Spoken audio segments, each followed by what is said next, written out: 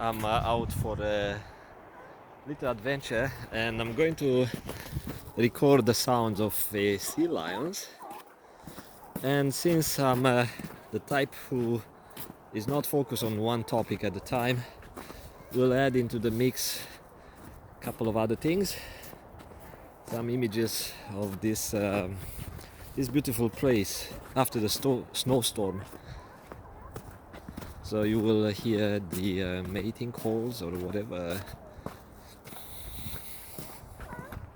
Oh, there are so many.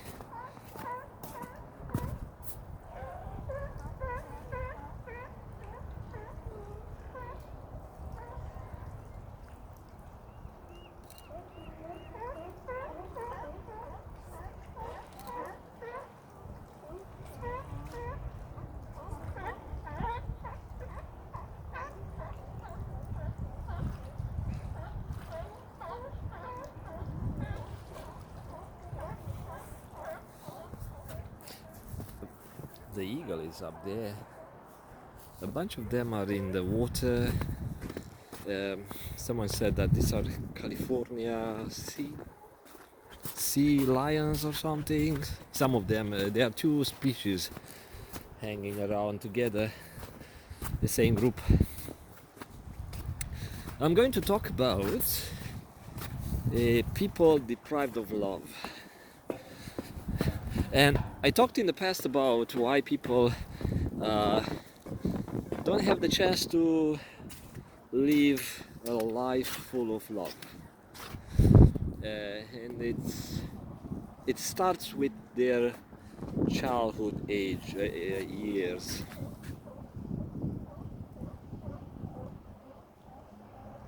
Look at the gorgeous sun reflection in the water.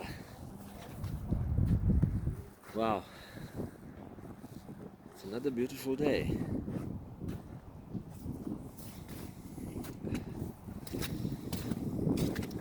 And I'm not going to repeat the same thoughts, how people came to the world and how they ended up in families where they are not receiving love and they are not learning the emotional language of love.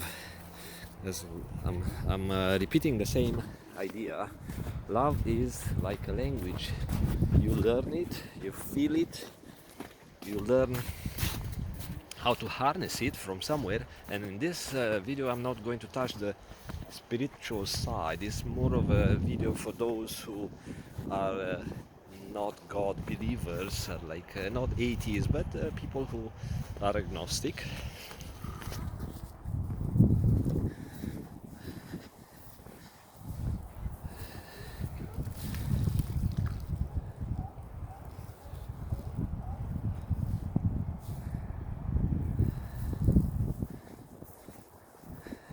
And many people who are agnostic actually don't know what's love.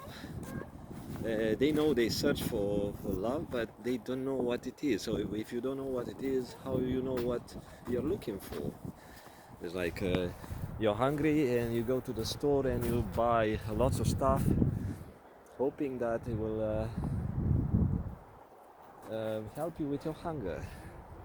But you just buy stuff, buy, and the same thing. People hoarding.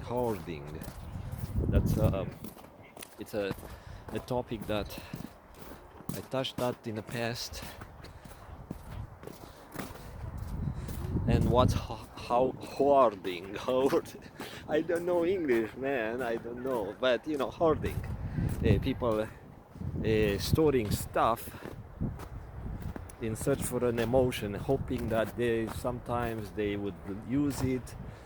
Might need it, but actually there's an attached emotion to that item and they end up with a big pile of stuff.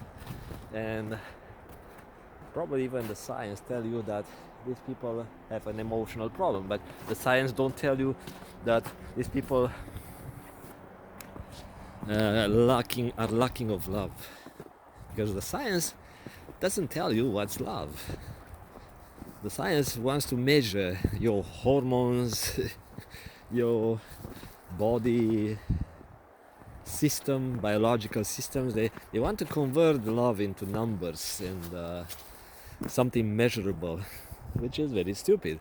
But who am I to judge the scientists who are also humans like me and like everyone else are seeking love. And in their search for love, they might do something that gives them excitement and makes them feel good. Hopefully, are not working just because it pays. It's low tide here. So we'll discuss the hoarding at another time. I did touch the topic before, but today I want to talk about people who make a mistake because searching for love. And they may end up doing some criminal activity. Let's say people doing drugs. Okay, in some countries doing drugs it's considered a criminal activity, which in my view is not a criminal activity, but that's the way it's being perceived in certain countries. I've never been here at low tide, and the sand or the gravel is so nice. The divers are coming here every weekend, almost every weekend.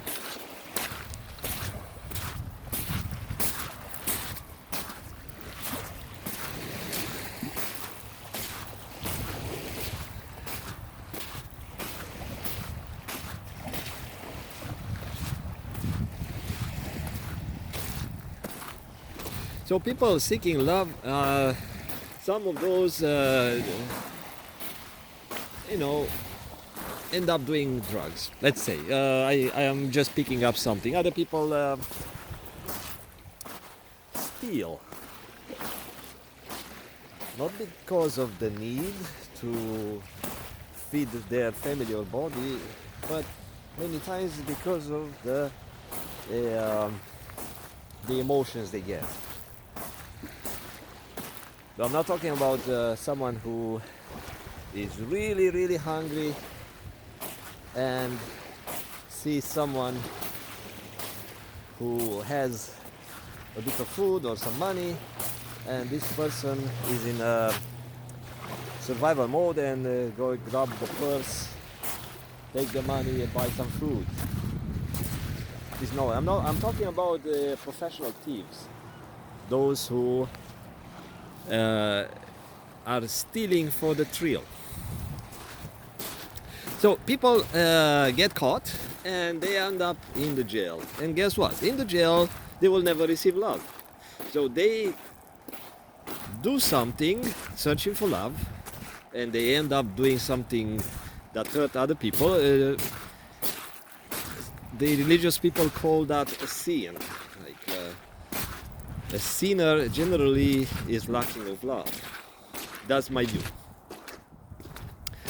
And in the search for love, the person will do something that pleases the body and generates certain hormones that create pleasure.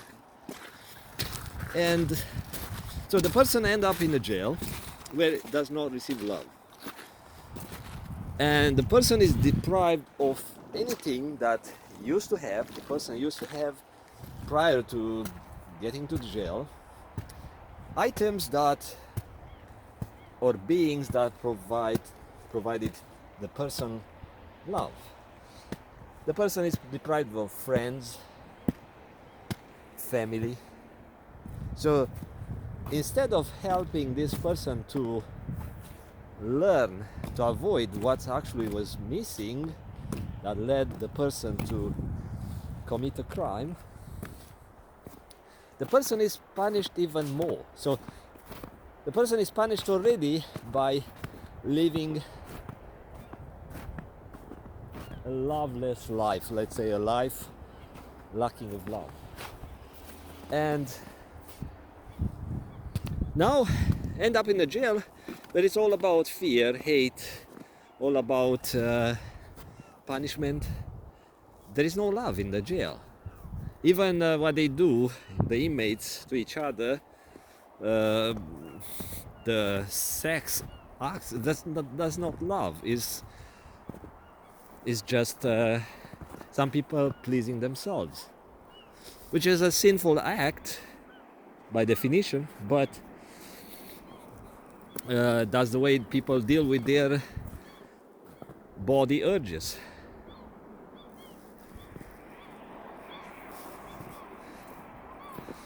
Yeah, and how you fix this?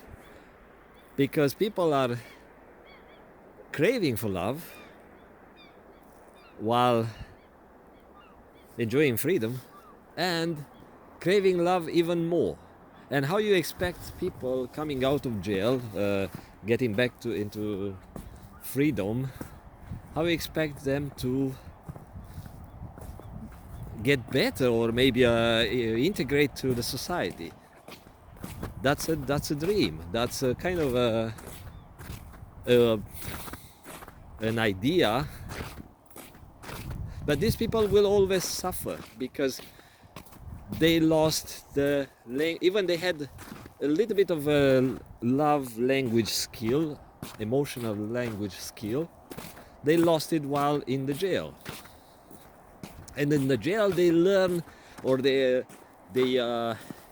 got better at hating, at living with fear, living with the state of fear because of the punishment. So they learn the opposite of love. So how you take these people back to the society and expect them to reintegrate and be loving husbands, parents, or I don't know, get a job and keep the job? How many people who got out of the jail got the job and kept their jobs? I don't know. I don't think the rate is very high, unless those people are really special and they worked very hard on themselves to avoid these traps of the system they are in. So I'm letting you go. I just gave you something to think about.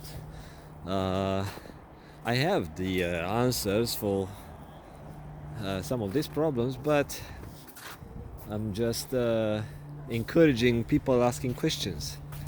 Talk to you later. Bye bye.